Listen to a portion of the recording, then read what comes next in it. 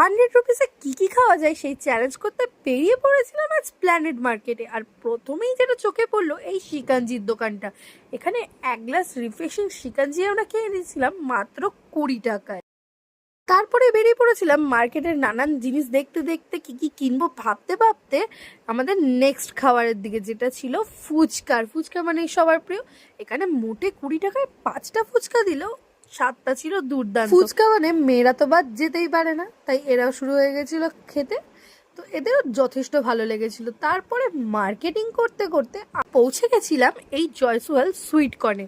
তো এখানে দেখতেই পারছো প্রাইস চার্টগুলো। এখানে বিভিন্ন ধরনের ইয়াম্মি সুইট কর্ন চাট বানানো হয়। আর দাদা সুইট কর্ন চাটটা দেওয়ার পরে এরা যথেষ্ট মজা করে খাচ্ছিল সুইট কর্ন চাটটা। দেখতেই পাচ্ছ ফ্লাইং কিস চলছে। তো চলো লাস্টে দেখি এবার পকেটে পড়ে আছে মোটে 10 টাকা। তো আর কি করা যায়, এবার গেলাম এই সফটির দোকানটায়। 10 টাকা না 15 টাকায় এখানে ইয়াম্মি আর এত দারুণ সফটি পাওয়া যাবে আমি তো ভাবতেই পারিনি।